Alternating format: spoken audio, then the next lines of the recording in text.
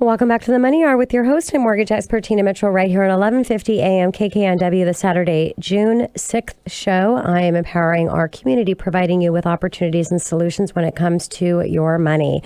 If you're listening to my show at a different time or day, you're listening to a rebroadcast, but you can always call the show at 1-855-400-1150 or online at themoneyhour.com to ask any questions or to connect with the guests that I have in studio today. And right now, excited to have back in studio Wolf Puls with Windermere Real Estate, Yarrow Bay office.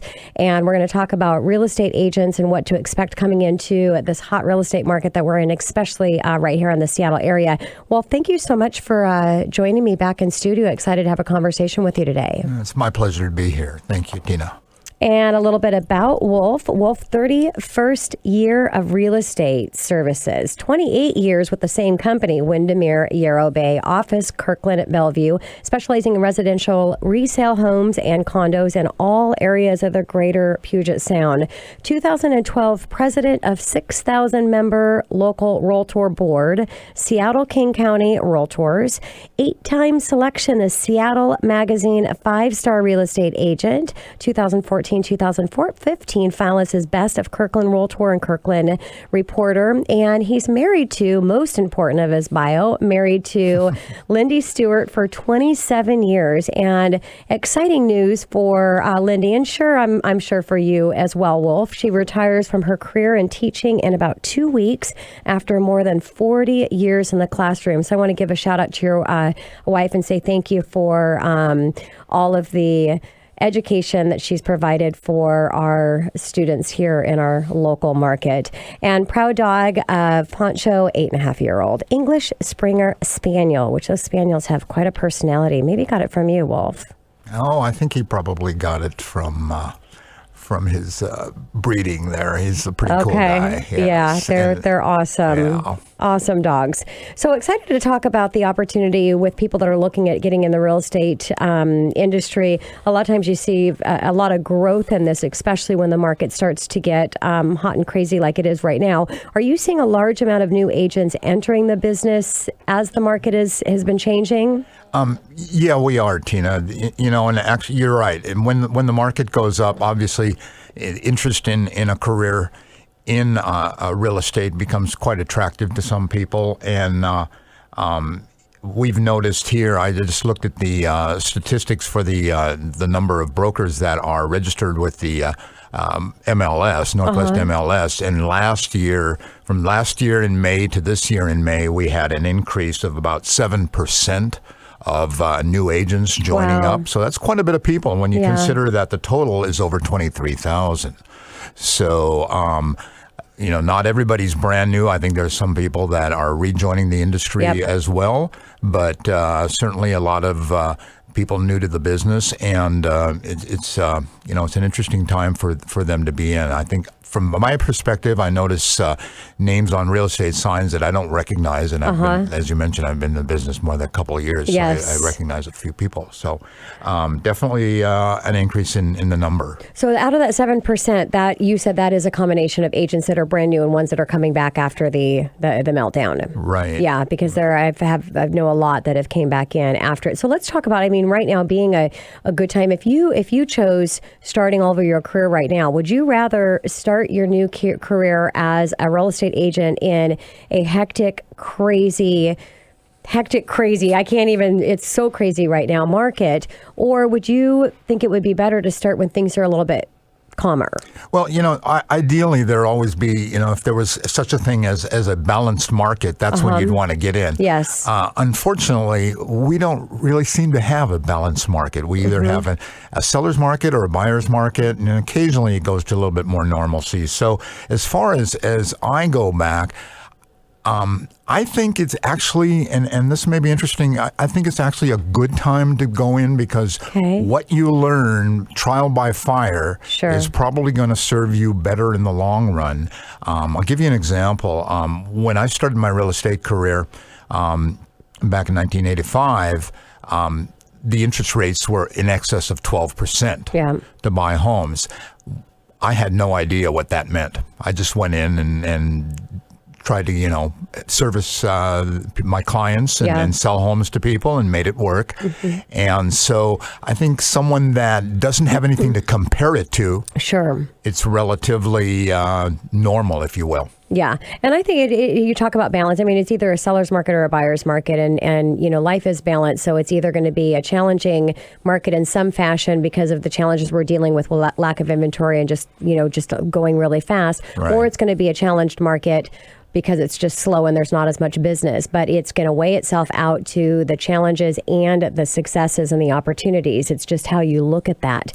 What about getting in and coming underneath another agent that's established and kind of watch what they're doing and be able to learn the ropes before just jumping in on your own? Do you advise that that's a smart way to go? I think it's an excellent way to go because I think that, and I'll be real honest with you, I think it's much more complex these days, even though we have technology. Yes. Things are moving at a much, much faster pace, and getting the background of what the historical part of the real estate. When I got in the business, I had a mentor. It wasn't an official mentor, but I kind of hung along and learned a lot of things and went to open houses and did all the things that real estate agents did those days. So I think that aligning oneself with another agent, perhaps even starting out as a agent's assistant, might be a good way to go without diving in on 100%. Because it's very expensive to get into the business. And that's a good point, because I think a lot of people, they don't think about that part of it. I mean, you are an entrepreneur, you're starting your own business, there's no salary, so it can be stressful when you're not having that income come in and you actually have to spend income to get your business going. So what advice would you give to a new agent, or what would they need to know getting into the business right now, Wolf? Well, basically, I think that there's things that you have to be totally aware of, and that comes from perhaps interviewing other brokers, successful brokers, going in and talk to the broker managers. But I think you have to be aware, one, of the cost, as you mentioned. It's you have to spend money ahead of time, get established. You have dues to pay for the MLS. You have licenses to pay for.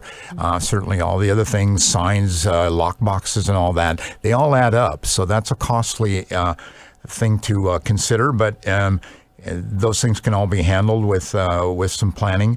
The other thing is time commitment. Yes. And I'm speaking not so much the time commitment that you as an individual have, but the time that you lose, perhaps, from your spouse or your family. You have to try to keep that balance, because if you don't, it can really wreak havoc at the home front. Makes total sense.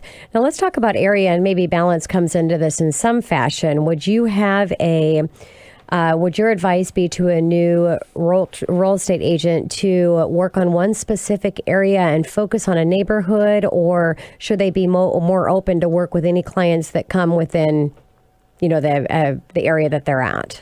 It kind of depends. If you have if you've grown up in, like, for example, if you've grown up in the Seattle area, you know your way around, you feel comfortable working in other areas other than kind of your home base, if you will. But I think let's take, for example, you own a condominium and you own a condominium downtown. Well, maybe that's where you'd want to start and make that kind of your base, and because that's where your expertise would be. You know what it's like to be a condominium owner. You know the pluses, some of the things that might not, the negatives of that. And you might have the ability to speak more eloquently to your buyers and sellers about what it is that you're doing. Now, that being said, if someone called you up and you're a condominium specialist and someone called you up and said, geez, I'd really like you to market my property in Green Lake, certainly, that's everyone's qualified to do that, because when you have a license to practice real estate in the state of Washington, you can actually sell anywhere within the geographic boundaries. Yeah, and I think I like the idea of specializing for the reason that you just said, and we talk about balance as well, that they can really focus and their time and their energy in one area. And I think sometimes even our established and seasoned realtors try to go to all areas where, really it's just a matter of you can just take a 25% split on the commission, let somebody else do that, go out to that area and have those team players. And I know I'm part of the Women's Council of Realtors, SKCAR teach as well. Really, it's about coming together as a community and building those partnerships with other Realtors that are in other markets that you can exchange business back and forth. And I would imagine if a Seattle Realtor, Wolf, had you as a referral opportunity to refer business on the east side, and every time they had an east side client, they're coming your way. When you've got an opportunity to someone back their way, it would be the same thing. Very true. Now I do work a lot in Seattle myself, but of course. I'll give you an example of right going to your example. Last year, I listed and sold a home over in Harstein Island over by Shelton, but it was by the understanding, and these were previous clients of mine, the understanding that we would have limited ability. In other words, when you're out of flyers, I can't quite be there the next morning and do that. Sense. However, when one of my Facebook friends noted that I had sold a home over there, they had a cabin to sell in the general area, and at that time I got smart and I referred it to one of the Windermere brokers working that specific area. Yes. It's just very time consuming. Yeah, makes total sense. So, Wolf, what about the dollars? How much should a new agent spend to market their business and their listings? I'm going to go out and be perhaps a little bit controversial here and say as little money as possible. And by that, I mean, it's easy to get into the negative of your bank account if you're, when someone says, geez, you've got to do lots of heavy duty marketing. And I mean, an agent's always solicited for heavy duty advertising and all that stuff. And it's great. But there's a lot of social media marketing that one can do, a lot of marketing that does not cost a lot of money, but also has a great impact, both for yourself as your business, but also for the listings that you have and getting them out on the web. Great advice. When we've got the MLS where all the properties are going to, everybody has access to see all of the properties. Maybe more importantly is just to have the expertise to be able to coach your clients on what they need to do to that house for it to show best online and in person, rather than, spending your energy and extra efforts on the additional dollar cost for marketing. So, Wolf, we all know starting in a new business, and it's not always easy, and you might get in here and it doesn't really take off. There's some stress you weren't anticipating, the cost coming in and not having that salary.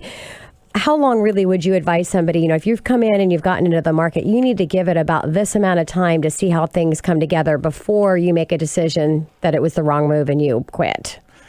My ideal time would be for someone to spend at least 1 year in the business. Makes team, sense. And the reason for that is obviously there's a lot to learn, and there's going to be successes and there may be some failures. Like you said, even if you got into the business today, sold a house tomorrow, your first paycheck probably isn't going to come for anywhere from 4 to 8 weeks from now. So you've got to have some reserves or some ability, or perhaps a spouse that can carry you for a little while. But 1 year, I would think, would be a good enough time to say, hey, I really enjoy working with people. I'm not afraid of the disappointments, and it's working out for me. So with that being said, I'm on my 31st 1 year assignment, and I'm still here. I like it. It's working. That's awesome. 31st 1 year assignment. I love it. Yeah, I don't know how I would have made it 20 years ago, starting in the mortgage business without, some security there with my spouse. So like you said, just having those reserves, saving up some money to know that you've got that cushion for 3-6 months, make sure you're good and you're not going to have to, stress about money, because it'll come if you continue working it and you don't give up, but you've got to have those reserves to make it through it. So best piece of advice that you could give to anybody listening to the show right now, Wolf, thinking of entering this amazing business of ours? If someone's thinking about real estate as a career, and I'd encourage people to do that because it is a great career. Yes. I think that one is you want to learn, or not learn, but just be yourself with clients. People relate to other people that they like and have common things in place. You're not in there for sales. You're there to consult, advise, and direct and help people in that way. The other thing is make sure that you're patient. Yes. Patient with clients, patient with yourself, patient with other agents, and you'll be successful. And also to become a good listener. And the last thing is smile even when it hurts. And smiling even when it hurts is better for the connection that you're going to have with your client, and we all know that. But I think as important, and even more so, it's better that you're going to have with the connection with yourself and your experience in doing this. Because just like you said, there's going to be stressful times. There's going to be some great times. So make the decision to focus on the great ones and not focus on the stressful ones. Just let those kind of go away. And if you've got a good smile on your face, it's much easier to do that. Much easier. So 31 years in the industry for you, selling real estate or being a successful real estate agent, 20 years for me in the mortgage business. I know that I made some mistakes and things that I look back now and gone, you know what, if I would have done it this way, it would have made that first 12 months or 24 months in the industry much easier. What things would you do differently if you look back 31 years when you started? I think I probably would have taken a little bit more risk. Maybe by that I mean going out and from a personal point, I probably would have been more of an investor, because one of the beauties of being a real estate broker is you have tremendous amounts of opportunities come your way. And if you get so busy, caught up in selling and listing homes, you miss some great opportunities. And later on, you kind of go, oh my gosh, I remember that place I could have got, and now it's worth X amount. I mean, I'll give you a real quick example. Bought an investment property when I first got into the business, a small condominium down on the lake down in Kirkland, and I paid what at the time was a princely sum of $53,375. Well, today I still have it as an investment property, and it's somewhere in the $350 to $375 range. So I was kicking myself for not buying a half a dozen of those, but then maybe the timing wasn't right. So hindsight's always 20/20. Sure. And maybe when I say risk is just kind of be willing to maybe go out and try some different things. But it's been a good career. Yeah. Real rewarding. That's a great advice for the new ones. Just really, take a look at when you're talking with your clients and educating what's happening in the market. Always be thinking for yourself as well, because we want to build our nest egg. And real estate, unlike any other investment or any other asset class, you can't compete with it, because it's the only one you can actually bring someone else in to pay for it. Exactly. And eventually, you just have a cash flow property. So that's, it would be nice to have a lot more. I totally agree. I wish we did as well. So aside from the ability to earn really great money, what are the rewards that you have taken from your career in real estate, Wolf?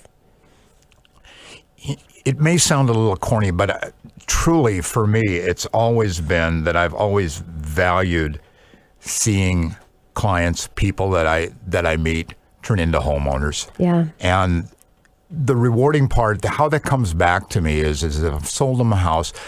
Now at this point in my career, I'm working with the grandchildren of some of the people I sold houses to in the 80s and early 90s. And, and that's pretty cool. Yeah. When someone calls up and goes, hey, remember us, you sold us our first, home back in 1991. Well, my grandkids just got married and they want to buy a house. Yeah. And so that's really it is truly a people business. Houses and property are one thing, but it is the relationships and how that helps you grow. Yes. As a person. So it's been good. Yeah, and after all of those time in working, as you said, going through and working with the different family members, and we really are making a huge impact in people's lives and helping them get into home ownership, whether it's their first home or buying their first investment property or continuing to build their portfolio. What advice would you give to agents as far as how to work with, because you want to work with anybody when you're new in the business and you really want to get out there and do everything that you can to get that deal. The reality of it is not all deals go perfectly, and especially when you're new in the business, there's going to be mistakes made. You cannot avoid having a mistake made at some point in time in your career, more likely when you first start. What's your advice in working with your direct family members or selling a house or with your best friend? I mean, what would be your advice there? Personally, I think it's just fine. And the reason I say that is that I think that if you are upfront and you explain to your friends and family members of how the business works for you, then you can relate that to them and say, okay, we're going to have to separate this a little bit. This isn't going to be a family situation. It's going to be myself as the agent and you as the client. And so therefore, we can't let those emotions override the business part of it. But I've never had an issue with that. I think the problems come when sometimes the expectations are too high on either side. Great advice, just letting them know up front. And if you're a new agent, if I'm sure that they know you're new in the industry, as nobody cares about you more than I do. I mean, we are family. I'm your friend, but this is exactly how the process works. And I like not to get connected on the emotional side with it. It's great advice. So your wife getting ready to retire as an educator, coming up within 2 weeks. How about you, Wolf? How much longer are you going to be selling real estate? Because I know you guys have your amazing place in Chelan and like to spend time there. What are you thinking? What's your plan? This is my official opportunity to say that Wolf is not retiring. You're not? No. A lot of people on Facebook, they go, well, don't you get to retire as well? No, I still love what I'm doing, and I think I'd probably drive her crazy. So I'm going to be around for a few more years. And the beauty of this business, again, is that you can do it on a somewhat flexible basis if you need to. So she's going to have a good time. I think she's going to spend about a year just kind of sitting back, and then she's going to find out what she wants to do next, volunteer work or something like that. Yeah, well, that's great. And I'm in the same place as you. As you know, my husband just recently retired. He's left for Ecuador to go take a look at some property over there, just as a little place to hang out here and there. And I'm going to be working for many, many more years. So I completely understand where you're at. So any other advice, Wolf, that you would have for new agents right now?